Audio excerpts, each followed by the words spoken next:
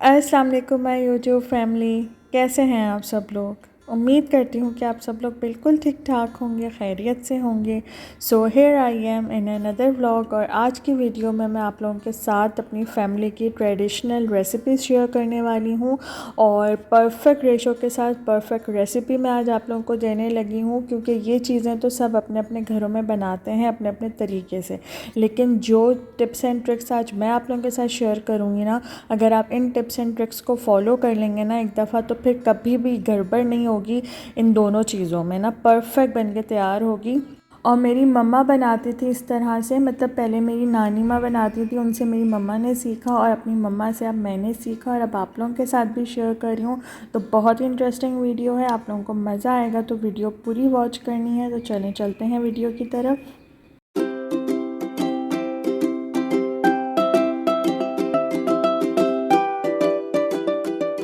तो बिस्मिल्लाह पढ़ के शुरू करते हैं हम यहाँ पे। और सबसे पहले मैं ये चीनी मैंने ले ली थी 3 पाव और इसको मैं दूध में भिगो रही हूँ, क्योंकि टिकिया बनाने का ये फ़र्स्ट स्टेप होता है। मैं आप लोगों को स्टेप बाय स्टेप सारी चीज़ें बताती जाऊँगी, तो आपने सेम फॉलो करना है। तो ये मैंने 3 पाव चीनी ली थी और मैंने उसको पीस लिया है। आपने पिसी पिसाई नहीं लेनी है, आप जो नॉर्मल चीनी होती है उसी को पीस लें। और ये 2 कप मैंने नीम गर्म दूध लिया है और अब इसमें मैं ये चीनी भिगो दूंगी।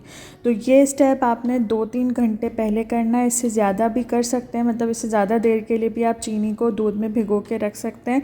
लेकिन मैंने 2-3 घंटे रखा था, 2-3 घंटे इनफ है। और जो वैसी चीनी होती है ना, नॉर्मल रेगुलर शुगर जो होती है, वो आप मत डालिएगा, क्योंकि फिर जब आप आटा गूँधेंगे ना तो एक तो वो हाथों में बहुत लगेगी और फिर जब वो टिकियाओं में नज़र आ रही होती है ना, तो मुझे तो वो अच्छी नहीं लगती। तो मेरी अम्मी इसी तरह करती थी कि वो शुगर को इस तरह से दूध में भिगो देती थी। अब देख लें, मैंने अच्छे से इसको मिक्स कर दिया है और अब इस 2-3 घंटे के लिए ये ऐसे सोक रहेगी इसमें। तो यहाँ पे देखें 2-3 घंटे हो चुके हैं। तो अब यहाँ पे मैं शुरू कर रही हूँ जो मेन काम होता है टिकिया बनाने का, आटा गूँधना। तो वो मैं अब शुरू कर रही हूँ। तो उसके लिए मैंने यहाँ पे ले लिया है ये 1.25 किलो मैदा।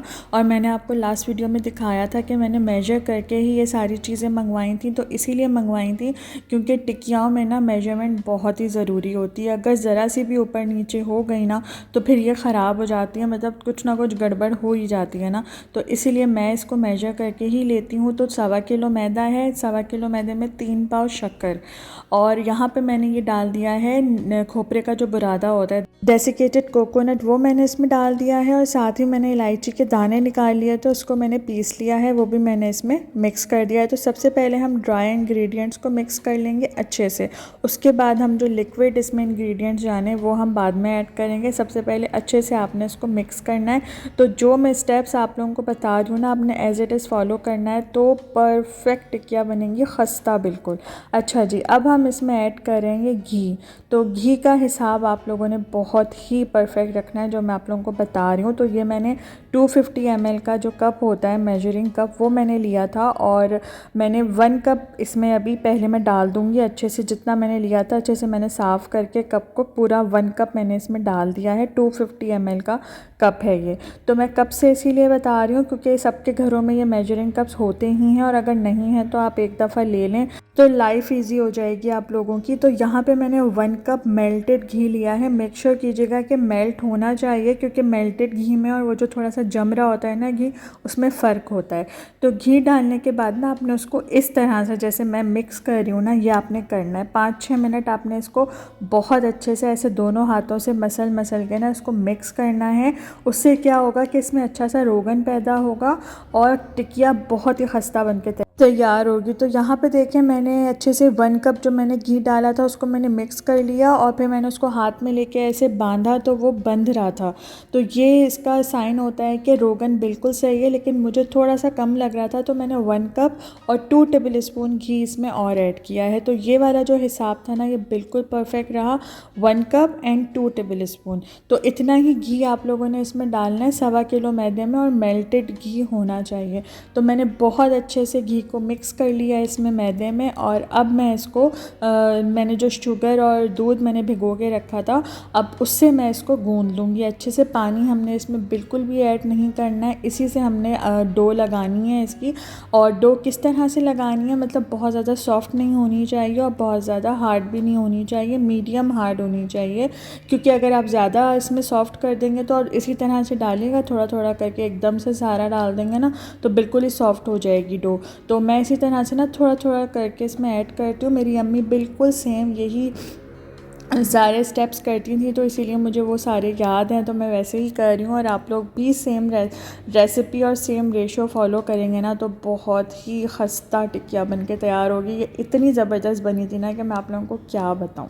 तो यहाँ पे देखें मैंने अच्छे से उसको पहले टुगेदर कर लिया और अब मैं उसको गूँध रही हूँ। और ये जो है ना, ये सबसे मुश्किल पार्ट होता है टिकिया बनाने का, इसको गूँधना। क्योंकि ये आप लोगों को लग रहा होगा कि बहुत ईजीली गूँध रहा है, लेकिन मेरी बहुत इसमें जान लग रही थी, तो मेरे बस की तो बात ही नहीं थी। तो फिर मैंने अपने हस्बैंड को बुलाया और उन्होंने आके इसको गूँधा, क्योंकि ये ना सख्त होता है ज़रा। और फिर ज़ाहिर है हम इसे चीनी और दूध डाल के गूँध रहे हैं, तो इसमें बहुत बहुत मेहनत लगी थी। तो अब जो आप लोग इसकी शक्ल देख रहे हैं ना, तो 5-6 मिनट 7 मिनट इसको अच्छे से गूँधा है मेरे हस्बैंड ने, तो उसके बाद उसकी ये शक्ल हो गई है। और आप लोग देख लें कितना ज़बरदस्त ये डो हमारी तैयार हुई है।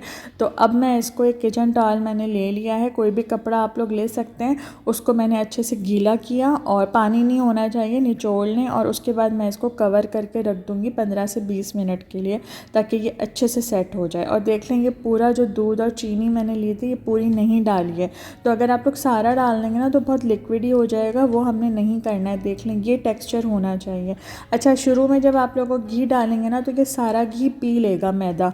उसके बाद जब आप इसे रेस्ट पे रखेंगे ना तो फिर ये घी छोड़ना शुरू करता है। तो इसका मतलब ये होता है कि बिल्कुल परफेक्ट है इसमें घी, और मैदा भी बहुत अच्छा है। कुछ मैदा ऐसे होते हैं कि वो ना घी पी लेते हैं लेकिन वो छोड़ते नहीं हैं घी, तो वो ये होता है कि गड़बड़ होती है मैदे में। लेकिन फिर बाद में जब मैंने इसको चेक किया ना तो इसने घी छोड़ना शुरू कर दिया था। तो बस मैं तो बड़ी रिलैक्स हो गई थी कि अच्छे से टिकिया बनने वाली हैं। लेकिन फिर भी एक डर होता है, क्योंकि अभी एक मेन स्टेप बाकी है इसका, तो वो मैं आप लोगों को अब बताती हूँ। देख लें, इस तरह से मैंने एक पेड़ा लिया, उसको अच्छे से मैंने चकले पे ही बहुत गोल गोल करके ना बना लिया, क्योंकि बड़ा सा लेना होता है पेड़ा ताकि एक साथ तकरीबन 5-6 टिकिया तो कटे। लेकिन ये मैंने बहुत ज़्यादा बड़ा नहीं लिया था, और कुछ मैंने बड़ी कट कर ली थी और कुछ छोटी। तो ये मेरे पास ना, अगर आप लोगों के पास स्टील का ग्लास हो तो वो ले लें, मेरे पास तो ये एक जार था, उसकी लिड से ही मैं कट कर रही हूँ। तो हो गई थी इससे भी। और बहुत ज़्यादा पतली नहीं रखनी है आपने, और बहुत ज़्यादा पतली रखेंगे ना तो फिर जब फ्राई होगी ना तो वो बिल्कुल ऐसे पापड़ सी हो जाएगी, तो वो हमने नहीं करना है। बस जितना मैं आप लोगों को दिखा रही हूँ ना, यही साइज़ आपने टिकिया का रखना है। तो ये जो बचा है अब इसमें मैं और मैदा ऐड करके और दोबारा से एक पेड़ा बना लूँगी। तो इसी तरह से मैं कट करती हूँ। और ये देखें, अब हम आ गए हैं इसके मेन स्टेप पे, जो कि है इसको फ्राई करने का। सब पहला मेन स्टेप था कि इसको अच्छे से गूँधना है 10 मिनट तक, तो आप इसे गूँधें अच्छे से। और उसके बाद अब हम इसका एक और जो लास्ट मेन स्टेप होता है कि इसको फ्राई कैसे करना है।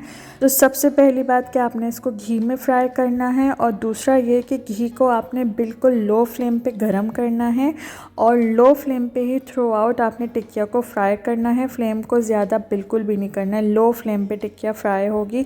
और इसमें आपने ओवरलैप नहीं करना है। देख लें, जब मैंने टिकिया डाली तो थोड़ी देर वो नीचे बैठी, और फिर इस तरह से जब आपकी टिकिया खिल के ऊपर आती है ना, जैसे कि आप लोगों को इसमें क्रैक्स नज़र आ रहे हैं ना टिकिया में, तो ये आने चाहिए। इसका मतलब ये नहीं होता कि टिकिया टूट रही है या ऐसा कुछ नहीं। इसका मतलब ये होता है कि टिकिया बहुत ही खस्ता बनने वाली है, बिल्कुल परफेक्ट आप लोगों ने इसकी डो बनाई है, मेजरमेंट बिल्कुल परफेक्ट रखी है। तो इसी वजह से ये टिकिया इस तरह से खिल के और फिर ऊपर आती है ना, तो मतलब मज़ा आ जाता है ना। मुझे ये टेंशन हो रही थी कि पता नहीं इस तरह से ऊपर आएगी, यानी मेरी अम्मी यही बोलती थी जब वो टिकिया फ्राई करती थी ना कि खिल के ऊपर आनी चाहिए। तो जब मैंने इस तरह से देखा ना तो मुझे इतनी खुशी हुई कि मैं आप लोगों को क्या बताऊं, क्योंकि जब इंसान इतनी मेहनत करता है और फिर जब उसको रिज़ल्ट भी वैसा ही मिले तो आप लोग सोच लें कि क्या मतलब कितना सुकून मिलता है ना, एक सेटिस्फेक्शन मिलती है। तो बस यही मेरे साथ हो रहा था। तो ये देखें, दोनों तरफ से अच्छे से फ्राई हो गई है। लो फ्लेम पे मैंने इसे फ्राई किया है, हाई फ्लेम पे, मीडियम पे बिल्कुल भी नहीं करना है, लो फ्लेम पे करना है। और उसके बाद आपने इसको इस तरह से निकालना है। 2 आपने यहाँ पे ये कुकिंग स्पून्स लेने हैं और इस तरह से ना बीच में रख के टिकिया को दबाना नहीं है, बस ऐसे हल्का सा आपने इसको दूसरे स्पून से प्रेशर देना है ताकि जो एक्सेस ऑयल है वो घी है वो निकल जाए। ये देखें, प्रेशर बिल्कुल भी नहीं देना है, क्योंकि जब आप इसे निकालेंगे ना घी में से तो ये आपको सॉफ्ट ही लगेगी, और क्योंकि ये सॉफ्ट होती है, लेकिन जब ये बाहर रखी रहती है रूम टेम्परेचर पे तो फिर ये खस्ता होती है। तो ये मत समझिएगा कि ख़राब हो गई है या ऐसा कुछ नहीं। इस टाइम अगर आप इसे प्रेशर दे देंगे ना तो फिर ये टूट जाएगी, क्योंकि बिल्कुल सॉफ्ट होगी। बिल्कुल हल्का सा मैं इसे प्रेस कर रही हूँ, एक्सेस जो घी है वो निकल गया। और अब मैं इसको रख लूँगी, पहले ट्रे में रखूँगी 5-6 मिनट, उसके बाद मैं इसको एक एयर टाइट कोई भी कंटेनर ले लें या कोई भी ऐसी पॉट ले लें जिसकी लिड हो, तो उसमें मैं इसको रखती जाऊँगी। शुरू में बस 5-6 मिनट मैं इसको इस तरह से रखूँगी। तो ये हमारी परफेक्ट सी टिकिया बन के तैयार हो गई है। तो अब मैं इसी तरह से बाकी भी फ्राई कर लूँगी। और ये देखेंगे, मैं आपको तोड़ के भी दिखा रही हूँ कितनी खस्ता बनी है ना। तो आप लोग जब इस रेशो को फॉलो करके एक दफ़ा टिकिया बना लेंगे ना, सेम रेशो को, तो आप लोगों की भी इसी तरह से परफेक्ट टिकिया बन के तैयार होगी। मुझे तो बहुत ही सुकून मिला था और मुझे इतनी खुशी हो रही थी ना कि बिल्कुल जैसी मेरी मम्मा बनाती थी ना, बिल्कुल वैसी बनी है। और मेरी मम्मा के हाथ की टिकिया सबको बहुत पसंद थी। और जो लोग मेरी वीडियो देख रहे हैं ना और जिसने खाई है मेरी मम्मा के हाथ की टिकिया, तो वो लाजमी कमेंट करके बताएंगे क्या टेस्ट होता था उसका। और सेम वैसी ही मैंने टिकिया बनाई, तो बहुत ही सेटिस्फेक्शन मुझे मिल रही थी, बहुत ज़्यादा। मैं आप लोगों को शायद बता नहीं सकती, लेकिन मुझे बहुत सुकून मिल रहा था। और ये देखिए, इस तरह से ना थोड़ी सी, मैंने आप लोगों को कहा था ना कि मैंने छोटी भी कट की थी, तो ये वाला साइज़ मुझे सही लगता है, लेकिन मेरे हस्बैंड कह रहे थे कि वो साइज़ सही है। तो खैर फिर मैंने इस तरह से ना मिक्स करके ही कट कर ली थी टिकिया। देख, और ये इतनी अमेजिंग सी टिकिया बन के तैयार हुई थी ना कि जिसने भी खाई है ना, अब वो मुझसे फरमाइशें कर रहे हैं कि आप दोबारा से बनाएं और हमें खिलाएं। तो बड़ा सुकून मिलता है जब इस तरह से तारीफ़ होती है ना, तो सारी मेहनत वसूल हो जाती है। और ये देखें, ये खिल खिल के जब ऊपर आ रही थी ना, तो इनके साथ साथ मैं भी खिल रही थी, क्योंकि मुझे भी बड़ी खुशी हो रही थी देख के। और यहाँ पे देखें जी, मैंने ढेर सारी टिक्कियाँ बना ली, और 1.25 किलो मैदे में इतनी सारी ही टिक्कियाँ बनती हैं। तो बस ये देख के ना सुकून आ गया था और मैं रिलैक्स हो गई थी। तो इस तरह से ना मैंने ये इसको पॉट में रख दिया है जिसकी लिड है, वरना फिर ना इसको हवा में नहीं छोड़ना है आपने, वरना ये ख़राब हो जाएंगी, मतलब सॉफ्ट हो जाती है ना। तो इस तरह से ही आपने इसको कवर करके रखना है। अच्छा जी, अब ये हो चुका है नेक्स्ट डे, और यहाँ पे मैं बना रही हूँ बहुत ही अमेजिंग सी खीर। और ये भी मेरी मम्मा की रेसिपी है, मेरी मम्मा इसी तरह से बनाती थी। तो ये मैंने ले लिया है 4.5 किलो दूध, इसमें 3 किलो मैंने लिया है फ्रेश मिल्क, और 1.5 किलो मैंने जो नीडो मैंने आप लोगों को लास्ट वीडियो में दिखाया था वो बना के मैंने इसमें डाला है। तो टोटल ये बन गया 4.5 किलो दूध। तो सबसे पहले मैंने दूध को इस तरह से बॉईल कर लिया। जब इसमें एक उबाल आ गया तो ये मैंने 4.5 किलो दूध है, तो उसके हिसाब से मैंने 4 मुट्ठी से थोड़े से कम मैंने चावल लिए थे, मतलब 4 मुट्ठी भर भर के नहीं ली, 3 मुट्ठी भर भर के ली थी, और थोड़े से फिर मैंने कम करके, हमने 4 मुट्ठी ये चावल थे जिनको मैंने सोक कर दिया था। तो यही हिसाब होता है कि अगर 4.5 किलो दूध था तो मैंने इसमें 4 मुट्ठी चावल ले लिया। और आपने मुट्ठी में लेके इसको नापना है, कप वगैरह से मैं मेजर नहीं करती हूँ, चावल में मुट्ठी में लेके ही नापती हूँ, तो वो सही रहता है हिसाब। तो मैंने जो नॉर्मल बासमती राइस होते हैं वो लिए हैं, मैं टोटा चावल और इस तरह से कोई और चावल नहीं लेती। तो चावल डाल के मैंने इसको पकने के लिए रख दिया था कवर करके इस तरह से। और अब ये 2 घंटे बाद मैं आप लोगों को दिखा रही हूँ। तो ये देखें, ये शक्ल हो गई है खीर की। कलर भी देख लें आप लोग, कितना खूबसूरत सा इसका कलर हो गया। और 2 घंटे हुए हैं अभी से पकते हुए, और अभी हमने इसको और पकाना है। तो लो फ्लेम पे इसको मैंने तकरीबन पकाया था, कोई 3-4 घंटे मैंने इसको लो फ्लेम पे पकाया था। और अब देख लें, यहाँ पे ये हो चुके हैं 3 घंटे। तो बीच बीच में मैं इसको चेक कर रही थी, इसलिए आपने इसको छोड़ना नहीं है ऐसे कि बस चूल्हे पे छोड़ दिया और आप बैठ जाएं रिलैक्स होकर, नहीं, बीच बीच में आपने इसमें ज़रूर चम्मच चलाना है, वरना कभी कभी ऐसा होता है कि ये ऊपर भी आ जाती है ना, बाहर भी गिर जाती है। तो ये देख लें, यहाँ पे अब हो चुके हैं 3.5 घंटे। मैंने इसी तरह से ना क्लिप्स बनाए थे, पूरी तो मैं शूट करती तो वो बहुत लंबा हो जाता। तो ये मैंने 3.5 घंटे हो चुके हैं इसे पकते हुए, और आप लोग इसका टेक्सचर देख लें इतनी क्रीमी खीर बन के तैयार होती है ना कि मैं आप लोगों को क्या बताऊं। जो हम लोग इसमें मिल्क पाउडर ऐड करते हैं ना, उससे इसका इतना अमेजिंग सा टेक्सचर आता है ना कि बस जब आप लोग बनाएंगे ना ये खीर इस रेसिपी से, तो आपकी भी वाह वाह हो जाएगी, जैसे कि मेरी वाह वाह हो गई। सब बहुत बहुत तारीफ़ कर रहे थे खीर की। तो जब ये इस तरह से अच्छे से थिक हो जाए ना, 3.5-4 घंटे ये पकी है, तो जब इस तरह से ये थिक हो जाए फिर आपने इसमें शुगर ऐड करनी है। और शुगर ऐड करने के बाद आपने इसको कंटिन्यूसली चलाना है, और जब तक कि इसमें बबल्स ना बनने लगें उतना आपने इसको चलाते रहना है, बिल्कुल भी छोड़ना नहीं है। और शुगर आप लोग अपने टेस्ट के अकॉर्डिंग जितनी आप लोगों को रखनी है उतनी ऐड करें। और जब ये गर्म होती है ना तो थोड़ी ज़्यादा मीठी लगती है, ठंडी होने के बाद नॉर्मल हो जाती है ना। तो फिर यहाँ पे देख लें, मैंने चीनी डाल के इसको अच्छे से मिक्स कर लिया, और चीनी डालने के बाद ये दोबारा से लिक्विड ही होती है थोड़ी सी, उसके बाद फिर ये थिक हो जाती है। तो आपने इस तरह से इसको चम्मच चलाते रहना है। और अब मैंने यहाँ पे ये इलायची पाउडर डाल दिया है, मतलब इलायची को मैंने कूट लिया था, वो मैंने ऐड कर दिया। और ये देख लें, इस तरह के जब बबल्स आने लगे ना खीर में, इसका मतलब कि खीर बिल्कुल डन हो चुकी है। फिर आपने इसकी फ्लेम ऑफ कर देनी है। और अब यहाँ पे मैं इसको बाउल में निकाल रही हूँ, देख लें गरम गरम है बिल्कुल। तो मैं इसको सर्विंग बाउल्स में निकाल के रख रही हूँ, क्योंकि मुझे इसे गार्निश भी करना था, तो इसीलिए फटाफट से मैंने इसको बाउल्स में निकाल लिया था। और इस ईद पे ना आप लोगों ने इस रेसिपी से खीर ज़रूर बनानी है, तो आप लोगों को भी इतनी ही तारीफ़ें मिलेंगी जितनी मुझे मिली। और जब तारीफ़ मिलती है ना तो जितनी मेहनत होती है ना वो वसूल हो जाती है। मतलब ये होता है कि फिर आपको वो जो है ना थकन याद नहीं रहती, बस ये होता है कि भाई चीज़ अच्छी बन गई और सबको पसंद आ गई। तो यहाँ पे देखें, मैं इसको बाउल्स में निकाल रही हूँ, और कलर आप लोग देख रहे हैं खीर का, बहुत ही लवली खीर बन के तैयार हुई थी ना, बिल्कुल ऐसे जैसे इसमें मैंने खोया ऐड किया हो। मेरी सिस्टर इन लॉ आई थी, तो वो तो बल्कि मुझसे पूछ रही थी कि कह रहा तुमने इसमें खोया डाला है लेकिन मैंने खोया नहीं डाला था। मिल्क पाउडर ऐड करने से इसका जो टेक्सचर आता है ना, ओ माय गॉड, मतलब मिल्क पाउडर मैंने डायरेक्ट नहीं डाला है, उसको मैंने पानी में घोल के और उस तरह से ही बना के मैंने 1.5 किलो डाला था। मतलब इस तरह से मैंने 1.5 लीटर पानी लिया था और उसमें मैंने मिल्क पाउडर ऐड करके और वो डाला था। तो ये इसका रेशो रखना होता है। और यहाँ पे देखिए, अब मैं इसको गार्निश कर रही हूँ अच्छे से, और टेक्सचर आप लोगों के सामने है। और ठंडी होने के बाद तो और ज़्यादा क्रीमी हो गई थी ये, बहुत ही लवली। तो ईद पे जब आप बनाएं ना, तो मुझे अपना फ़ीडबैक आप लोगों ने लाजमी देना है कि कैसी लगी और आपकी फ़ैमिली में सबको पसंद आई या नहीं। पसंद तो आएगी, I can bet on this. कोई भी इस खीर को ना मतलब मना नहीं कर सकता। जो खीर नहीं भी खाता होगा ना, वो भी अगर एक बार खा लेगा ना तो फ़ैन हो जाएगा। इतनी मज़े की खीर बन के तैयार हुई थी। और जिस तरह से आप लोग चाहें आप लोग इसको गार्निश कर सकते हैं, जो भी चीज़ें डालनी हैं आप लोग इस पर डालें। तो मैं तो यहाँ पे ये डेसिकेटेड कोकोनट लिया है मैंने इस पर डाल दिया। और अभी मैंने बादाम जो कट किए थे वो मैं इस पर इस तरह से डाल दूँगी। मैं अंदर ना मिक्स नहीं करती हूँ, मैं इस तरह से ऊपर ही सजाती हूँ इसके, तो बड़ा अच्छा सा लुक भी आता है और खाने में भी मज़े की लगती है। तो आप लोग देख लें। और ये वाली जो वीडियोस है ना, ये इतनी लेट मैं क्यों शेयर कर रही हूँ ये भी मैं आप लोगों को बता दूँ, क्योंकि ना मेरे मोबाइल का थोड़ा इशू हो गया था कि ना इसमें स्पेस की बहुत ज़्यादा दिक्कत हो रही थी मुझे। और दूसरा एक और मसला मेरे मोबाइल का हो रहा है कि इसमें ना एड्स बहुत आने लग गए। पता नहीं कौन सी मैं ऐसी वेबसाइट पे गई हूँ जिससे मेरे कुकीज़ होते हैं, क्या होता है, वो एक्सेप्ट हो गए, क्या हुआ, इतने ऐड आ रहे हैं ना, इतनी मैं परेशान हुई हूँ कि मैं क्या बताऊँ। तो बस अभी मैंने थोड़ा अपना स्पेस का मसला तो रिज़ॉल्व किया है, तो इसीलिए ये वीडियो डालने में मुझे बहुत लेट हो गया। तो अब आप लोग ये मत कहिएगा कि इतनी लेट अपलोड कर रही हूँ, मुझे भी पता है, लेकिन इस वजह से ही मैं अपलोड नहीं कर सकी थी।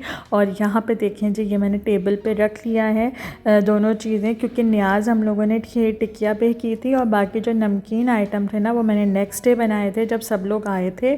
तो मैं दिखाऊंगी आप लोगों को भी नेक्स्ट वीडियो में, बाकी सारी चीज़ें दिखाऊंगी। तो ये देख लें, अमेजिंग सी हमारी खीर और ये टिकिया तो बहुत बहुत ही ज़बरदस्त बनी थी दोनों चीज़ें। शुक्र अल्हम्दुलिल्लाह, क्योंकि जब भी मेरी चीज़ अच्छी बन जाती है ना तो मैं बहुत शुक्र अदा करती हूँ। और फिर मुझे ये भी सुकून था कि दोनों चीज़ें बिल्कुल वैसी ही बनी थी जैसे कि मेरी मम्मा बनाती थी। तो जिन लोगों ने भी ट्राई की है ना, मतलब ये खीर और टिकिया मेरे मम्मा के हाथ की, तो वो कमेंट सेक्शन में ज़रूर बताएं, अपना फ़ीडबैक ज़रूर दें कि उनको कैसी लगती थी और इस बार उन्होंने मिस किया या नहीं किया मेरे मम्मा के हाथ की खीर और टिकिया को।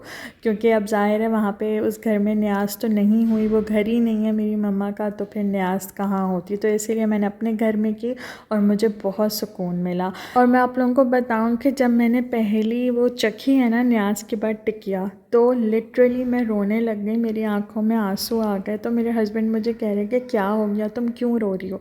तो मैंने उन्हें बताया कि बिल्कुल सेम वही टेस्ट है जैसे कि मम्मा के हाथ की टिकिया का होता था। तो इतना मैं रोई हूँ ना कि मैं क्या बताऊँ आपको। तो बस इस तरह से ही होता है, उनकी तो हर बात में ही उनकी याद आती है। अम्मी की कोई ऐसी बात नहीं होती कि जब मैं उनको याद ना करूं, या कोई ऐसा दिन नहीं होता कि जब मैं उन्हें याद ना करूं। तो खैर बड़ी खुशी हुई ये सब करके, और मेरी मम्मा भी बहुत खुश हो गई होंगी कि मैंने ये सारी चीज़ें बनाई और न्याज की अपने घर में। तो चलें, ये वाली वीडियो यहाँ पे एंड होने वाली है। अब मैं आप लोगों से नेक्स्ट वीडियो में मिलूँगी और ज़बरदस्त सी रेसिपीज़ के साथ। तब तक के लिए अल्लाह हाफ़िज़।